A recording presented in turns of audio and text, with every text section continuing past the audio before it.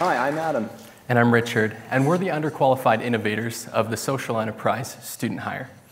And a few years back, Adam and I began our first semester of university, where we became 2 of 2 million post-secondary students all across Canada.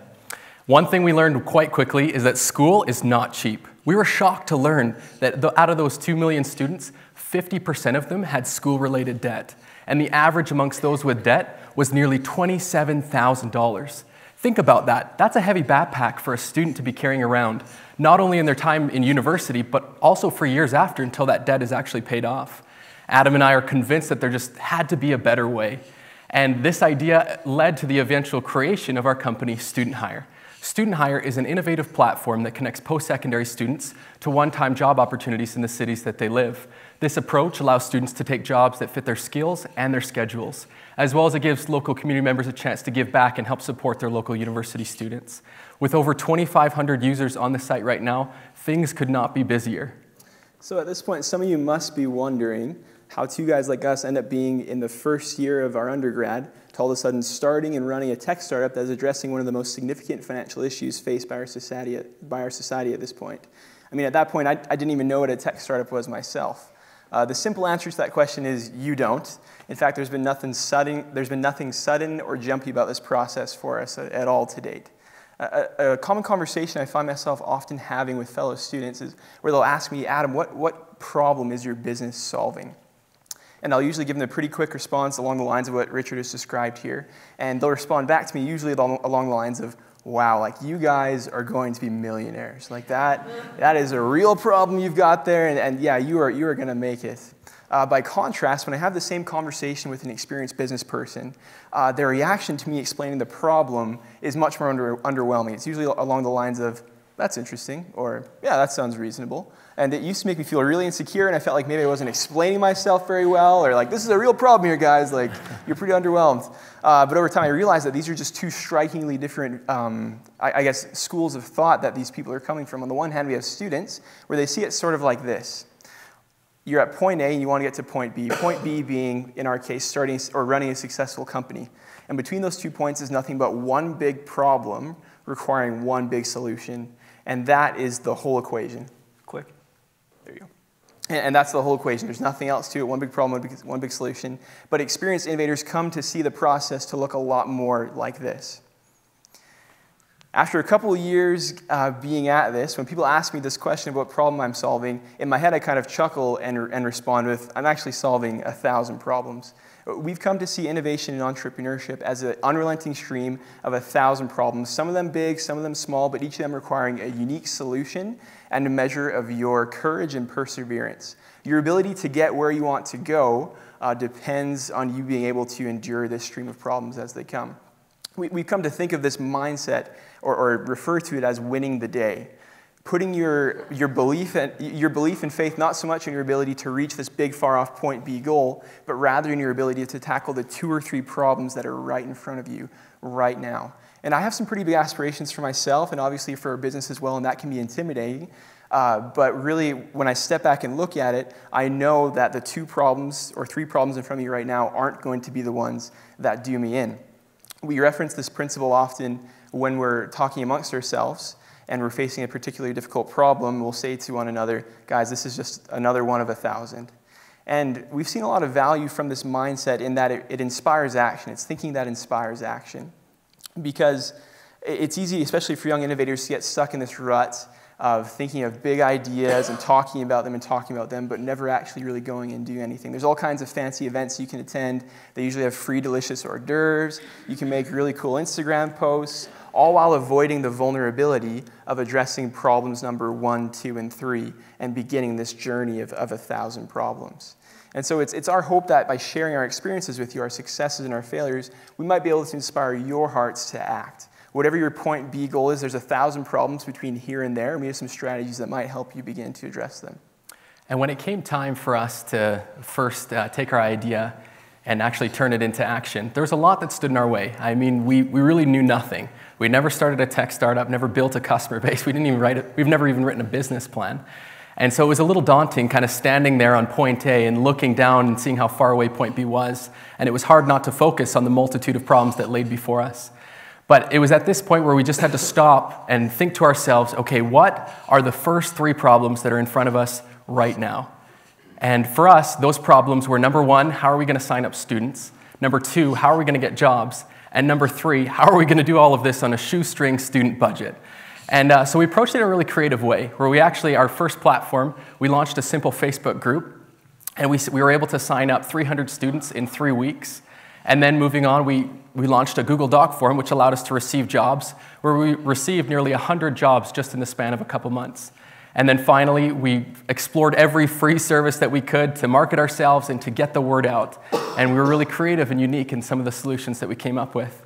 And after we had tackled these first 3 problems, it empowered us to take on the next. And it put us into that mindset of winning. Yeah, just like Richard was saying, after those first few wins, we built some momentum, and that same momentum carries us forward even today. I think there's something with our thought process that often holds us back from starting an innovative endeavor or an entrepreneurial endeavor. When we have an idea, our minds immediately identify problems number 1, 2, and 3, the immediate things you need to take care of right off the bat. After we think our way through that, our minds jump ahead to 4, 5, and 6, and once again, your mind can probably find a way to navigate through those, but eventually, your mind will think far enough ahead, maybe it's problem 32 or problem number 50, but eventually your mind will conjure up some problem out there that will put you in over your head, that you aren't equipped to handle, and maybe not even a particular problem, but even just this ambiguous fear that on this journey of 1,000 problems, there's going to be one that you're not equipped to handle.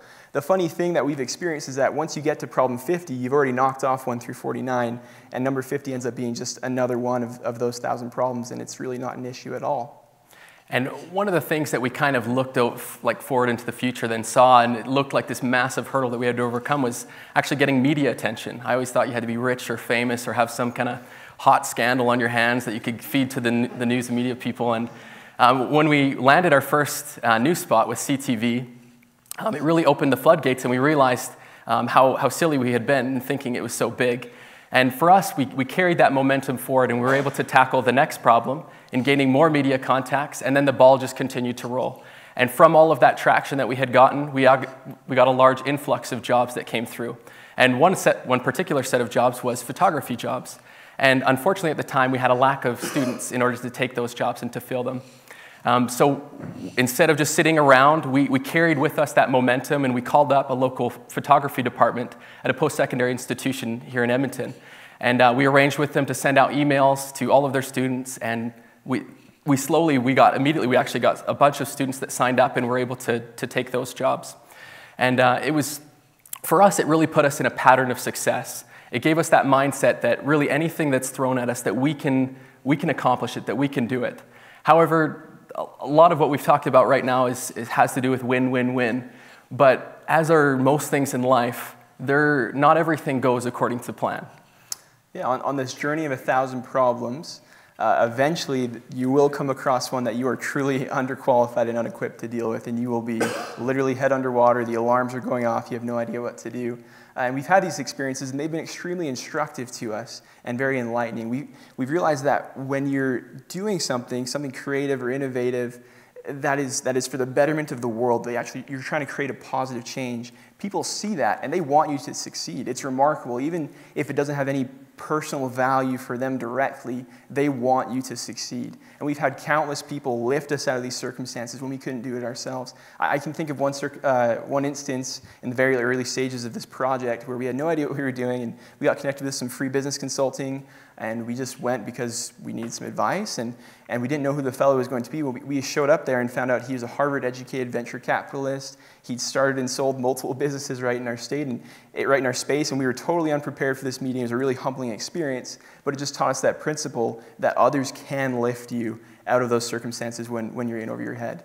But once again, despite all of that, along the way, you have to accept the fact that there are going to be some completely unmitigated disasters.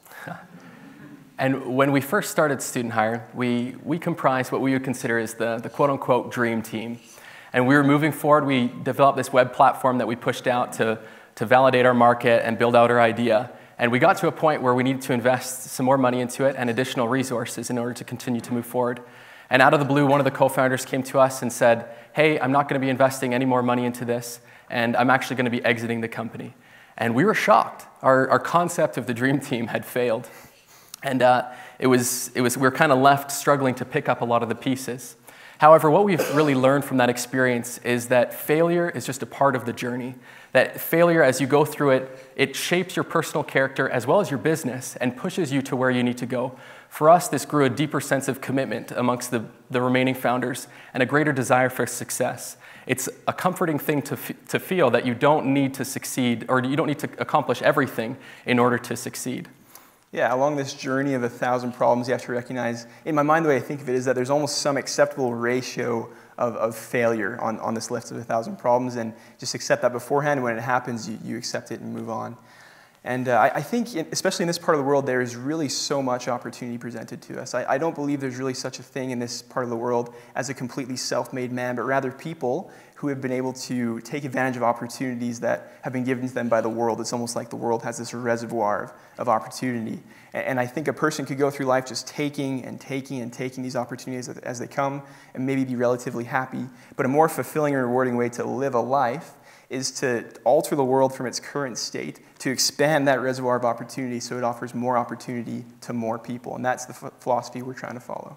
And if you're someone in this audience that has a goal, a business idea, or just something that you want to change in your life, just go and do it. If you want to run a marathon, go and run a marathon. Don't go out and buy the latest Fitbit. Don't download every fitness app and spend hours researching running form. Just get out there and run. As fast as you can, as slow as you can, just get out there and do it. Act now and seize that moment of opportunity before it passes you. We've learned that we create our own opportunities in life. We dream of influencing thousands of people all over the world, creating social change on a global scale, and helping to build and empower a better and more sustainable future. And we achieve this mission by simply solving one problem at a time. Thank you.